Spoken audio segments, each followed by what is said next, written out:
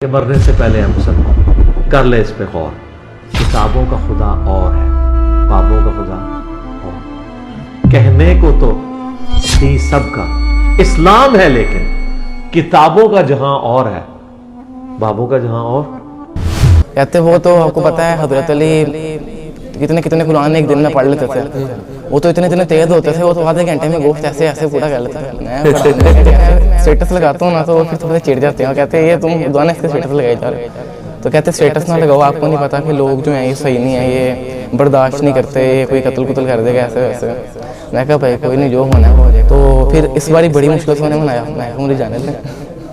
तो बस फिर वो कहते हैं कि चलो एक दफ़ा चले जाओ। तो उसके बाद फिर आइंदा मेरी बात वगैरह मानी। मैंने कहा ठीक है इंशाल्लाह जैसे आप कहेंगे। देवबंदी हमारे जब भाई देवबंदी से पढ़े, उन्हें हमारे कार सब देवबंदी लगवाए हुए हैं। हर एक चीज़ को मुझे अब घर आके भी टोंट करते रहते हैं। मैं अगर कोई वीडियो सुन रहा हूँ बंद करवा के मौलाना फजल मान की वीडियो सुना बड़े रोजाना क्या हुआ आप किस वक्त पे फिक्र के। उसके साथ मैं शुरू हुआ तो भाई मुझे फिर चला बता के वो तो पता नहीं क्या क्या कहता है फरिश्तों से मदद मांगना भी जायज़ है, जिस मर्जी से मदद मांग लो, जो मन नजर आए मुझसे मदद मांग लो। मैं कहा भाई ऐसे नहीं होता। बिस्मिल्लाहिर्रहमानिर्रहीम अल्लाहुम्मा सल्ली अला मुहम्मद व अला आलि मुहम्मद। अस्सलाम वालेकुम भैया। वालेकुम अस्सलाम। क्या चल फैन भाई ठीक ठाक? जी अल्हम्दुलिल्लाह। क्या हाल है भैया आपका? ठीक ठाक है जी अल्हम्दुलिल्लाह मैं ठीक ठाक। क्या नाम है भैया आपका? मेरा नाम नुमान बिन सैफ। नुमान बिन सैफ। नुमान बिन सैफ। भाई कहाँ से हो? मैं लाहौर मीनार पाकिस्तान के पास से। मीनार पाकिस्तान के पास से, माशाल्लाह जी। तारीखी जगह मीनार पाकिस्तान और तारीखी शहर लाहौर। वेलकम जी जेएलएम अकेडमी में आपको। जी शुक्रिया आपका। पहले तो बताओ सफ़र कैसा रहा? सफ़र माशाल्लाह बेहतरीन। तो पहले घर वाले ज़रा मान नहीं रहे थे, तो बड़ी मुश्किल से अपनी वालिदा को मनाया। छोटे भाई की सिफारिश डाल के वैसे वैसे करके। आए कैसे? अकेले हो? एक फ्रेंड आया मेरे साथ, मेरा दोस्तों का ग्रुप आया है? हाँ जी एक ही फ्रेंड आया। अच्छा दो दोस्त आए? हाँ जी हाँ जी। और घर वाले क्या कह रहे थे? हाँ जी घर वाले क्या कह रहे थे? घर वाले बेसिकली जो मेरी वालिद हैं वो शुरू से ही क्या नाम लेते हैं बड़ी अलवियत और सारे माशाल्लाह इस तरह के काम वगैरह थे उनके ना। तो उनका मतलब अभी वो मुझे कुछ नहीं कहती अगर मैं रफ़ैदन करूँ, बेशक मैं हाथ छोड़ के नमाज़ पढ़ूँ, मुझे वो कुछ नहीं कहती। वो कहती है नमाज़ पढ़ रहे हो बेहतरीन है, सही है। लेकिन जो बाकी जो आपको पता है जो रिश्तेदार वगैरह होते हैं कि किसको सुन रहे हो, ये तो अस्तगफिरुल्लाह नऊज़ुबिल्लाह का दियानी है। तो अभी पिछले दिनों मेरा जो व्हाट्सएप का पिक्चर थी ना, प्रोफाइल पिक्चर, वो इंजन मिर्ज़ा साहब के लगे हुए थे। तो मेरे कज़न ने मुझे 2 से 3 साल बाद कांटेक्ट किया। मेरे कज़न ने मुझे 2 से 3 साल बाद कांटेक्ट किया। कांटेक्ट करते थे उसने सबसे पहले कहा आपने जिसकी पिक्चर लगाई है ना एक आदियानी है। अच्छा। तो मेरा उस टाइम दिल बड़ा हुआ।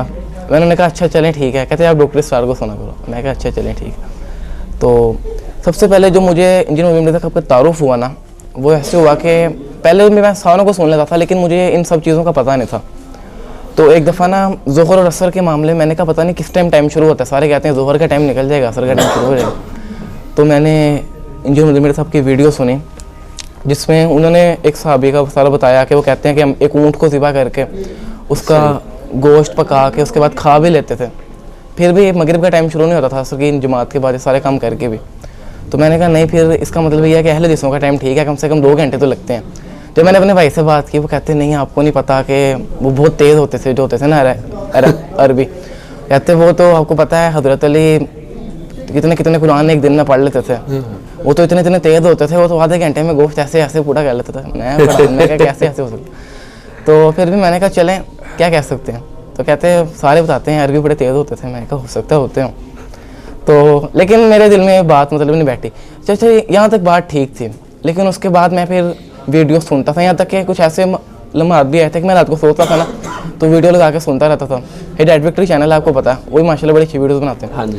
तो उनके कुछ और उन्होंने पीछे एक हल्का सा साउंड भी दिया होता है ना, उसकी वजह से नींद भी बड़ी अच्छी आती थी। तो सुनते सुनते सोता था।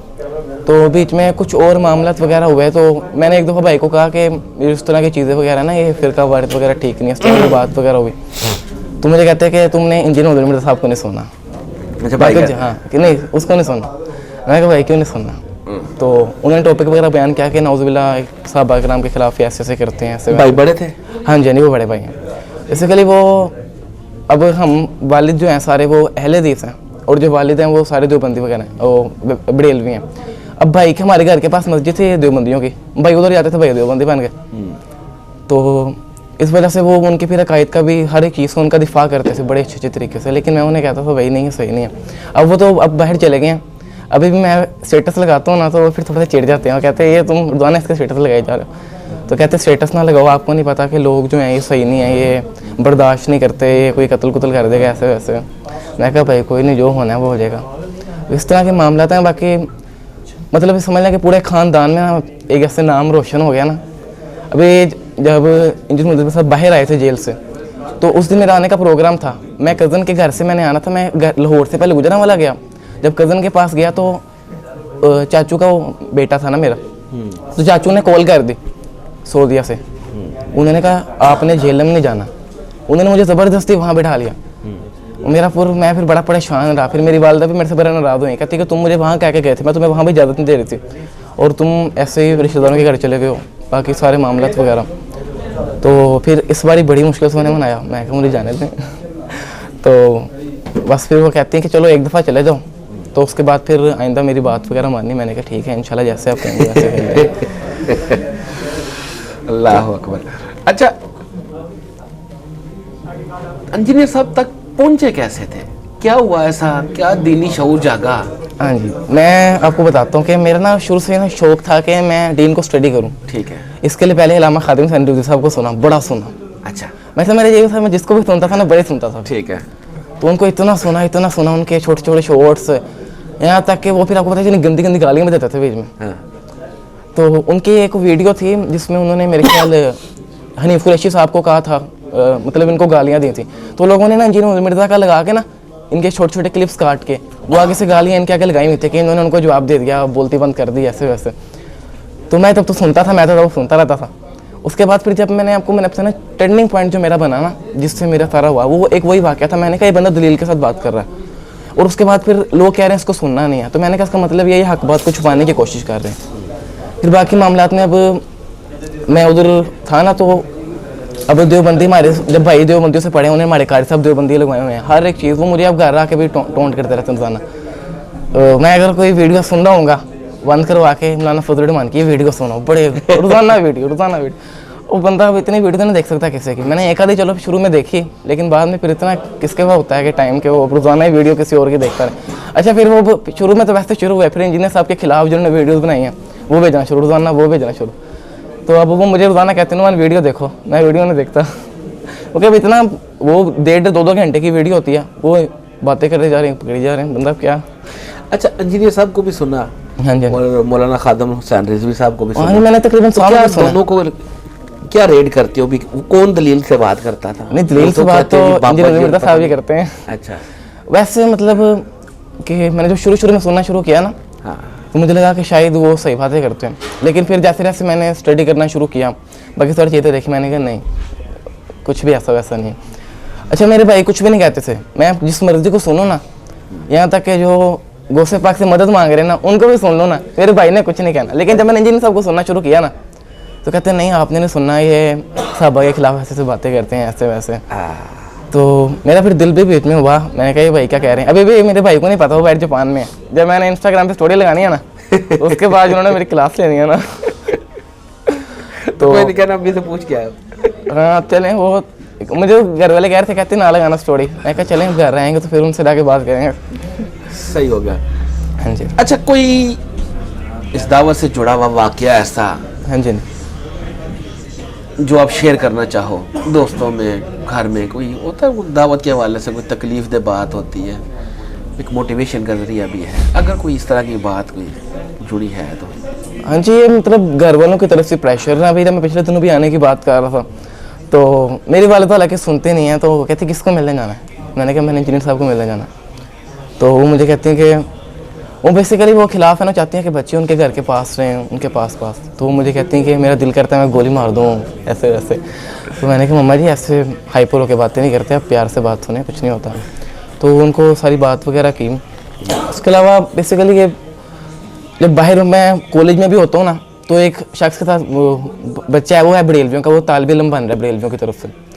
तो उसको मैं जब कोई गुस्ताखाना बात हाईलाइट करता हूँ आला रेलवे की, तो उसके बाद पहले तो जवाब नहीं देता 1-2 दिन। उसके बाद जब उसके मेरे साथ शुरू हुई ना, बेसिकली वो एक हमारी क्लास में बच्चा था शिया, उसने कहा कि मैं ना नमाज़ें जमा करके पढ़ना जायज़ है। तो उसके साथ बोलना शुरू हो गया कि शिया तो ऐसे होते हैं, गालियाँ देना शुरू हो गया। मैंने कहा भाई क्या हुआ है, आप किस मकतबे फ़िक्र के हो। तो उसके साथ मैं शुरू हुआ तो भाई मुझे फिर चला बता के वो तो पता नहीं क्या क्या कहता, कहता जिस फरिश्तों से मदद मांगना भी जायज़ है, जिस मर्जी से मदद मांग लो, जो मन नज़र आए मुझसे मदद मांग लो। मैं क्या भाई ऐसे नहीं होता। तो अभी तक मेरी मतलब उनके साथ काफ़ी रहती है क्लास में। तो अभी पिछले दिन उसके साथ बात हो रही थी। बाकी वो फिर जब कारी साहब हमारे देवबंदी हैं तो वो फिर कभी हर थोड़े दिन बाद मुफ्ती बुला लेते हैं, कहते हैं नुमान साहब वो मुफ्ती का वगैरह।